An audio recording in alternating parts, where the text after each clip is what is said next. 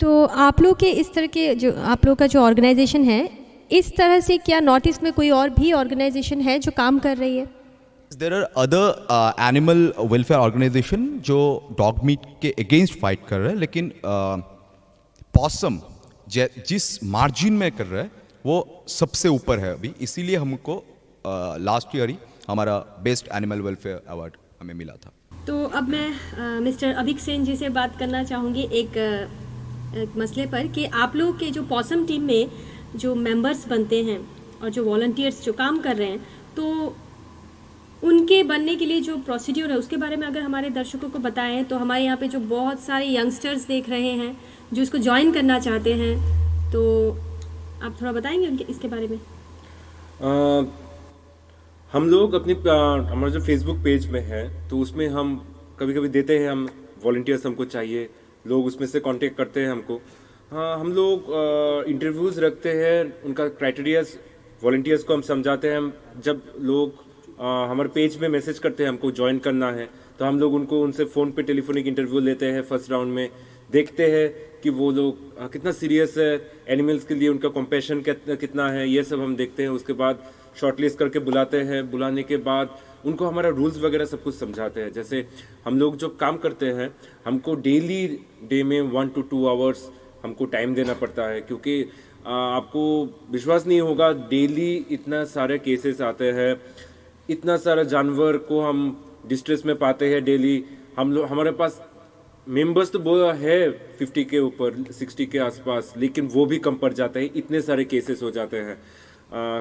हमारा जो volunteer base है, वो लोग मेंबर बेस है, वो सब कुछ लोग डिफरेंट प्रोफेशंस में हैं, कुछ लोग बिजनेस में हैं, कुछ लोग स्टूडेंट्स हैं, कुछ लोग जॉब सर्च कर रहे हैं, डिफरेंट बैकग्राउंड्स में हैं, लेकिन सब मेंबर्स अपने लाइफ में से, डेली टाइम में से 2 घंटा मिनिमम देते हैं हमारे टीम को।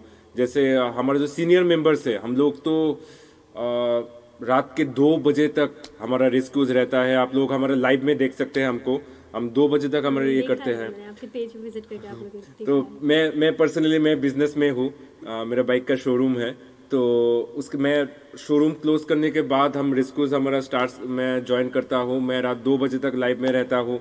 जो स्टूडेंट्स वगैरह है, हमारे जो फीमेल मेंबर्स है, उनका टाइम दिन के समय दोपहर तक, वैसा टाइम हम लोग मॉनिटर रखते हैं। मैं बात पूछना चाहूँगी, जो मतलब वॉलंटियर्स जो बनना चाहते हैं, जो नए इस पॉसम को जो ज्वाइन करना चाहते हैं, उसके लिए क्या कोई उम्र का कोई मतलब दायरा है कि बस अबव 18 ऐसा कुछ है, या फिर वो किसी और प्रोफेशन में रहे तो बेटर होगा, क्योंकि आप लोगों की ये टीम को किसी भी तरह का कोई फाइनेंशियल सपोर्ट गवर्नमेंट की तरफ से नहीं मिलता है?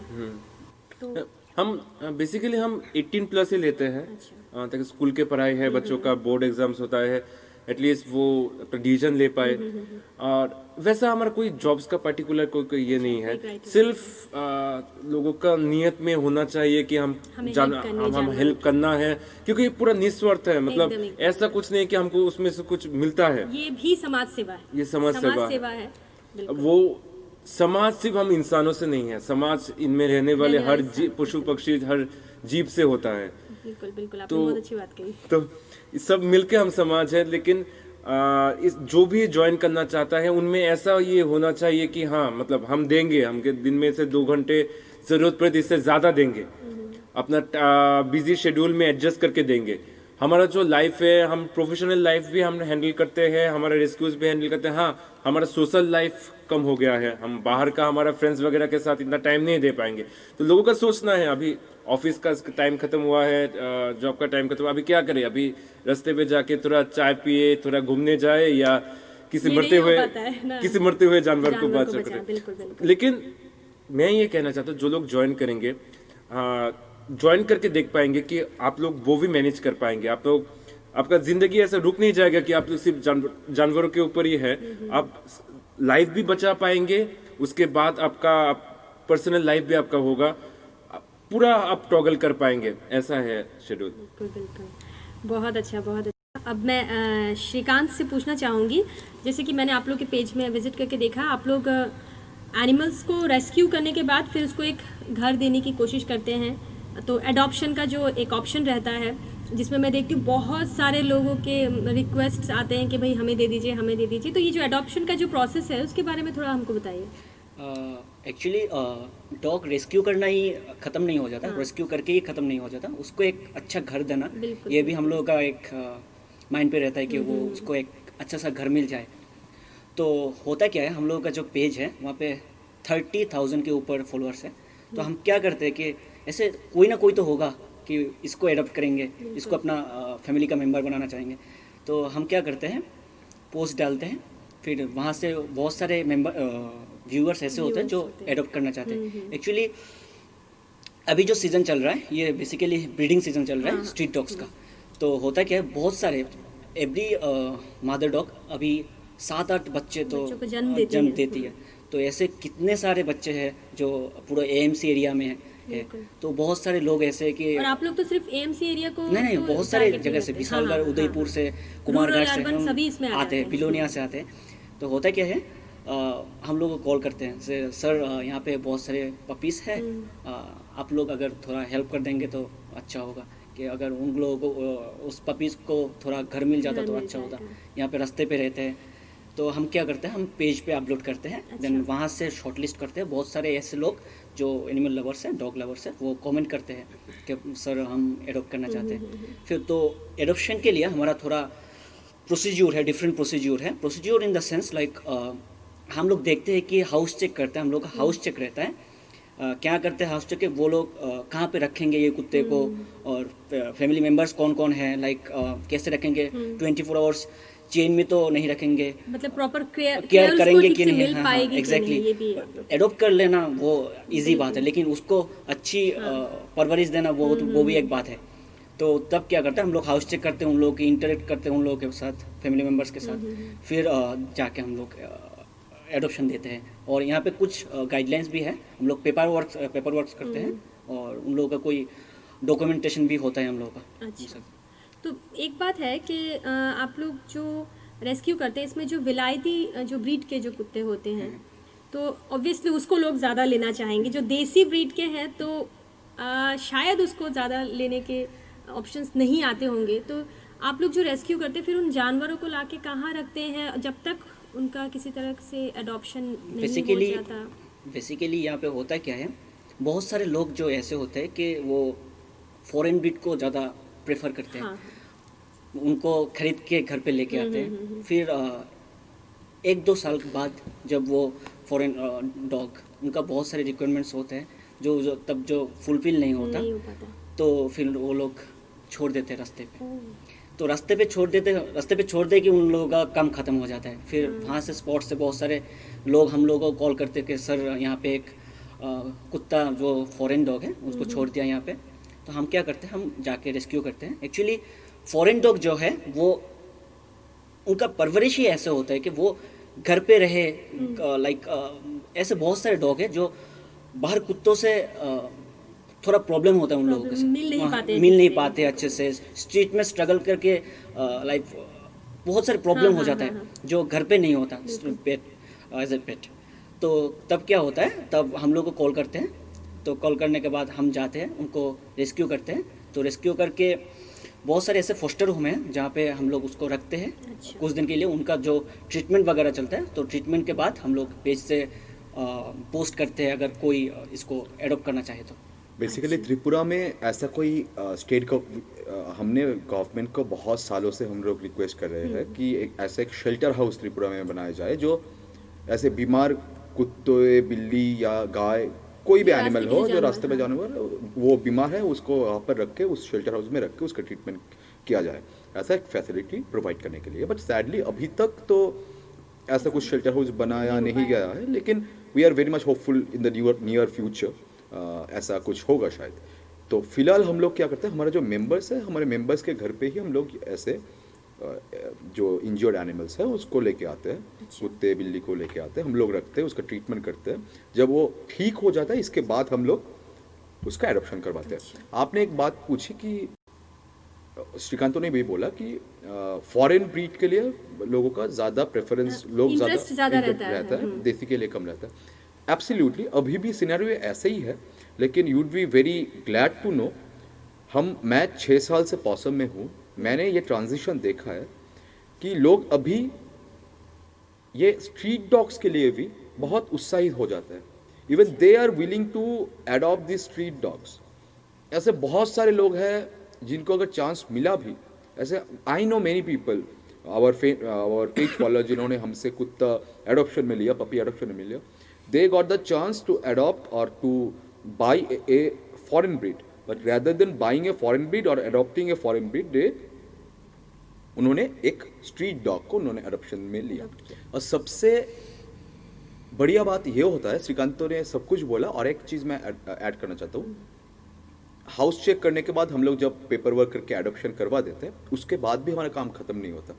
हम लोग एवरी अदर मंथ जिसने एडॉप्शन किया उसको हम लोग कांटेक्ट करते हैं कि कुत्ता ठीक है कि नहीं। हम लोग हाउस विजिट करते हैं देखने के लिए कि जो पपी हमसे एडॉप्शन हुआ है वो ठीक है कि नहीं। अभी तक तो फिलहाल ऐसे हजारों पपीज है जिनको हमने एडॉप्शन करवाया और अभी इतना था। ऐसे बहुत tell you an example, tell you about an incident. एक पपी था जिसको मैंने ड्रेन से रात के 2 या 3 बजे होंगे, मुझे कॉल आया था कि ऐसे ड्रेन में शंकर चौमिनी के सामने एक ड्रेन में एक पपी गिरा हुआ है। सो मैं और मेरा टीम वहाँ पर गए रात के 2-3 बजे। जाके देखा कि दिसंबर महीना ही था, तो वहाँ पर एक छोटा सा बच्चा ड्रेन के अंदर किसी ने उसको फेंक के चला गया। फिर हम लोग ने स्लैब वैब उठाया, उसको रेस्क्यू किया। वहाँ का ही एक लोकल हमारे पेज फॉलोअर था, उस लड़की ने इस बच्चे को एडॉप्शन किया। अभी वो 2 या 1-2 साल का कुत्ता, बड़ा कुत्ता हो गया अभी। इतना the amount of love and care which she received is tremendous, and I am very much thankful to those kind-hearted people who are coming forward to adopt desis rather than foreign breeds. मैं ऐसे देसी और foreign breed में dogs are dogs, मैं उतना वो नहीं करता, लेकिन फिर भी जो street dogs को adopt करते हैं, I have special respect and special I am very much thankful to those persons. आप हमारे दर्शकों को बताएंगे, जैसे कि थोड़ी देर पहले हम लोग जो डिस्कस कर रहे थे, आपने जो बताया कि इवन इफ पुलिस भी अवेयर नहीं थी, जो कानून जो बनाए गए हैं जानवरों की वेलफेयर के लिए या उनको बचाए जाने पर, तो इस तरह के जो कानून है वाकई में जैसे मुझे भी नहीं पता, जो प्रैक्टिकली तो बहुत सारे लोगों को नहीं पता। आप उसके बारे में अगर थोड़ा बता दें हमारे जो। हाँ देखिए, पहली चीज़ जो है, सपोज मैं अपने नेबरहुड में कोई, हमें बहुत सारे ऐसे कॉल्स आते हैं कि कोई इंसान अपने नेबरहुड में स्ट्रीट डॉग्स को फीड कर रहे हैं, and the neighbours are protesting like आप लोग नहीं, आप यहाँ पर फीड नहीं कर सकते, आप यहाँ पर कुत्ते बढ़ जाएंगे, कुत्ते यहाँ पर बच्चे पैदा करेंगे या उन लोगों का पॉपुलेशन ज़्यादा हो जाएगा। ऐसा बहुत कंप्लेंट्स आते हैं कि नेबर्स ऐसे इश्यूज कर रहे उन डॉग फीडर्स को लेकर। देखिए, इंडियन कॉन्स्टिट्यूशन में जो लिखा है, क्लियरली लिखा है आर्टिकल 51 AG में, this is the responsibility and liability of every Indian to be compassionate to street animals. हमारा इंडियन कॉन्स्टिट्यूशन ही हमें बोल रहा है कि दिस इज आवर रिस्पॉन्सिबिलिटी, ये हमारा रिस्पॉन्सिबिलिटी है, जो ये भूखे कुत्ते हैं, एनिमल्स है, स्ट्रीट एनिमल्स है, उनको हम फीड करवाए, उनको हमें अगर ज़रूरत पड़े तो मेडिकल केयर प्रोवाइड करें, उनको हम शेल्टर दें। So the Indian government is saying that so nobody has the power to stop you from feeding those street dogs or cats or any animals which you are feeding. वो एक चीज़ है जो अगर ऐसा एक इशू आए कि आपके नेबर्स में, आपके नेबर्स आपको परेशान कर रहे हैं, आप फीडिंग कर रहे हो, आप ये कानून उनको बोल सकते हैं। इस तरह के भी केसेस मैंने सुने हैं, जो पड़ोसी में किसी का अगर कोई कुत्ता, कोई किसी ने कुत्ता या बिल्ली कोई पाला है, तो क्या करते हैं पड़ोसी अक्सर उससे परेशान होकर, उस पर्टिकुलर मतलब वो जो फैमिली से परेशान होकर उसको किसी तरह का जहर दे देते हैं या फिर ताकि वो ना रहे। राइट। तो इस ऐसे केस में भी क्या मतलब 3 से 5 साल तक जेल हो सकता है उस आदमी को, उस इंसान को जिसने कोई भी, ये सिर्फ कुत्ता नहीं, कोई भी एनिमल को, कोई भी जानवर को अगर मार डाला। हमारे prevention of cruelty to animals act 1960 में क्लियरली डिफाइन किया हुआ है, इफ एनीवन किल्स और एम्प्यूट्स एनी डॉग, कैट और any kind of animal for no reason, that person may be jailed for a term of 5 years. IPC section 428 and 429 में clear mention है imprisonment of 5 years. क्या होता है, लोगों को पता नहीं है लॉज, तो लोग जाके FIR नहीं करते. अगर ऐसा कुछ इंसिडेंट हुआ है आपके साथ और आपके पास एविडेंस है कि किसी ने आपके कुत्ते को, आपके पेट को मार डाला है और किसी भी स्ट्रीट डॉग को, स्ट्रीट एनिमल को मार डाला है और आपके पास एविडेंस है, आप सीधा पुलिस स्टेशन जाइए, उस एब्यूज़र के अगेंस्ट आप एक कंप्लेन लॉन्च कीजिए. That person may be gelled for a term of 5 years. और एक चीज़ है, इम्पॉर्टेंट चीज़, एक दो लॉ मैं बोलना चाहता हूँ. यह है, मैं बहुत हम ये बहुत इनकाउंटर करते हैं, बहुत देखते हैं कि लोग अपने पेट डॉग को 24/7 केज में रख देते हैं या फिर टाई करके रख देते हैं. This is completely illegal. ये भी prevention of cruelty to animals act 1960 में लिखा हुआ है. अगर कोई भी इंसान अपने पेट डॉग, कैट या एनी एनिमल उसको 24/7 किसी केज में या रस्सी से बांध के रखे, ये क्रिमिनल ऑफेंस है. और इम्पॉर्टेंट चीज़ है, अगर कोई किसी भी कुत्ते को फॉर नो रीजन पॉइजन दे दिया, जो आपने बोला, किसी भी जानवर को, वो ऑफेंस है. हम लोग बहुत देखते हैं कि बिल्ली के ऊपर पानी छिड़क देते हैं, गर्म पानी, वो भी सिमिलर सेम सेक्शन में जाता है, वो भी क्रिमिनल ऑफेंस है.